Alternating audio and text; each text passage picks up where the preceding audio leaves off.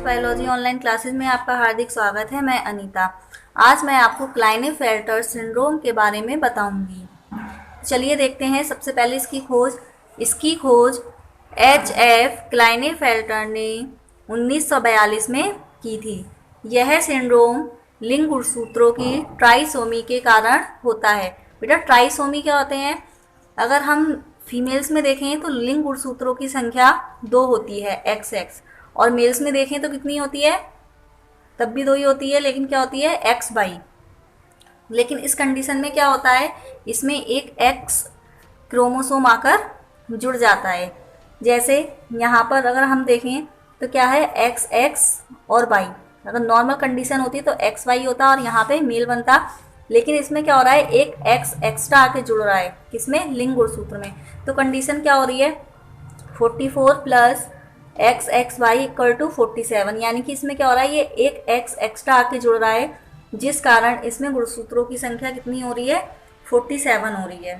ठीक है, 44 क्या होगा, हमारे ऑटोसोम्स हो गए, और नॉर्मली क्या होता है, XY होता, तो कितने हो जाते टोटल? 46। लेकिन इसमें क्या हो रहा है, एक एक्स्ट्रा आके जुड़ रहा है X, तो यहाँ पे गुणसूत्रों की संख्या कितनी हो गई? 47। बेटा, इससे पहले मैंने आपको डाउन सिंड्रोम्स पढ़ाया था, उसमें भी क्या था, जो गुणसूत्रों की संख्या थी वो 47 हो रही थी, लेकिन अंतर क्या है, वहाँ पर जो एक एक्स्ट्रा गुणसूत्र आकर जुड़ रहा था वो आपके ऑटोसोम्स में, यानी कि जो ऑटोसोम्स वाले होते हैं, काइक गुणसूत्र होते हैं, उसकी 21वीं जोड़ी पे आके एक गुणसूत्र जुड़ रहा था। लेकिन इसमें क्या है, इसमें जो लिंग गुणसूत्र होते हैं, सेक्स क्रोमोसोम्स होते हैं, उसमें आकर एक एक्स्ट्रा एक्स जुड़ रहा है। ठीक है, यही अंतर है उसमें और इसमें।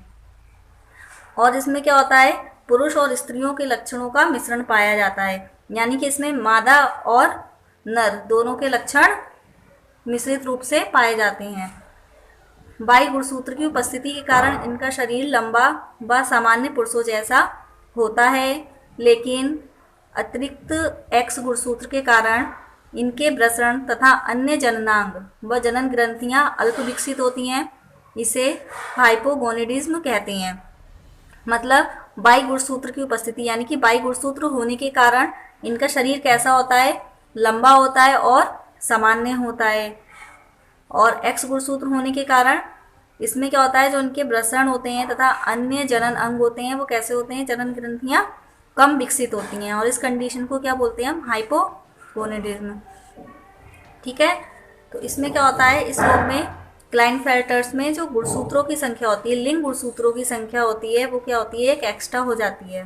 ठीक है, इसी को हम क्या बोलते हैं? क्लाइनेफेल्टर्स सिंड्रोम बोलते हैं। चलिए अब इस रोग के लक्षण देखते हैं। इस रोग के लक्षण क्या हैं? सबसे पहला लक्षण है चेहरे और शरीर पर बाल कम होना। ठीक है, इसमें मेल और फीमेल दोनों के लक्षण पाए जा रहे हैं। ये कैसा लक्षण है? फीमेल का लक्षण है। उसमें क्या होता है, फीमेल्स में जो बाल होते हैं वो चेहरे पे और शरीर पर थोड़े कम पाए जाते हैं मेल की तुलना में। तो इसका पहला लक्षण क्या है? चेहरे और शरीर पर बाल कम होना। दूसरा, स्त्रियों के समान स्तन विकसित होना। इसमें क्या होता है, जो स्त्रियां होती हैं, लेडीज होती हैं या फीमेल होती हैं, उनके समान इनमें ब्रेस्ट विकसित हो जाते हैं। ठीक है, स्तन बन जाते हैं, और इस कंडीशन को क्या बोलते हैं? गाइनेकोमेस्टिया। तो बेटा, स्त्रियों के समान स्तन विकसित होने की कंडीशन क्या कहलाती है? गाइनेकोमेस्टिया। और ये कंडीशन किन में पाई जाती है? क्लाइनेफेल्टर्स सिंड्रोम से ग्रसित व्यक्तियों में। नेक्स्ट पॉइंट, मांसपेशियों में जो विकास होता है वो कम होता है, यानी कि इसमें जो मांसपेशियों का विकास है वो कैसा होगा? कम होगा। नेक्स्ट पॉइंट, हाथ और पैर ज़्यादा लंबे होते हैं, यानी कि सामान्य की तुलना में इनके हाथ और पैर ज़्यादा लंबे होते हैं। इनमें जो दाढ़ी होती है वो ठीक तरीके से नहीं आती है। छोटे वृषण तथा छोटा पेनिस होता है। इनमें ऊर्जा का स्तर भी कैसा होता है? बहुत कम होता है। नरबंध्य। नरबंध्य क्या होती है? नरबंध्य वह स्थिति होती है जिसमें जो फर्टिलिटी पावर होती है वो बिल्कुल ही समाप्त हो जाती है, या बहुत ही कम या ना कि बराबर होती है। यानी कि इनमें जो स्पर्म बनने की प्रोसेस है वो या तो बहुत कम होगी या होगी ही नहीं। यही कंडीशन क्या कहलाती है? नरबंध्य। इसके बाद नेक्स्ट देखते हैं, ऑस्टियोपोरोसिस का खतरा बढ़ जाता है। इससे ब्रेस्ट कैंसर और पर्सनैलिटी डिसऑर्डर होने की संभावना बनी रहती है। बेटा, ये ऑस्टियोपोरोसिस क्या होता है? बेटा यह एक ऐसी अवस्था है जिसमें हड्डियां कमज़ोर हो जाती हैं, कमज़ोर और नाजुक हो जाती हैं। शरीर लगातार हड्डी के ऊतकों का क्या करता है, अवशोषण और उनको बदलता रहता है।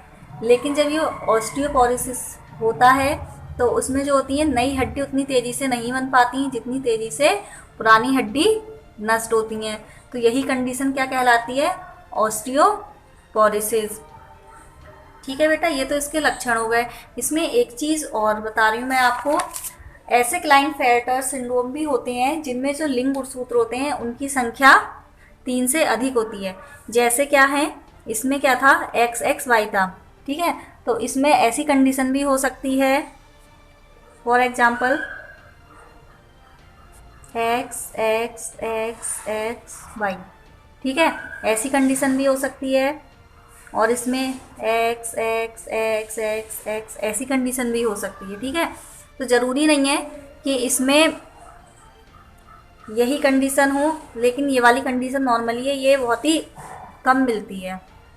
ठीक है, एक चीज़ और है जिसमें ये वाली कंडीशन होती है, XYY। तो इस कंडीशन को हम बोलते हैं सुपर मेल। ठीक है, और यदि कंडीशन ये होती है XXX, तो ऐसी कंडीशन को बोलते हैं हम सुपर फीमेल। ठीक है बेटा, तो यही क्या है, क्लाइनफेल्टर सिंड्रोम कहलाता है। बेटा एक बात और, यदि आपको इस वीडियो में या इससे पहले वीडियो जो मैंने डाली हैं उसमें यदि कुछ समझ में ना आए तो आप कमेंट बॉक्स में कमेंट करके आप मुझसे पूछ सकते हैं। ओके बेटा।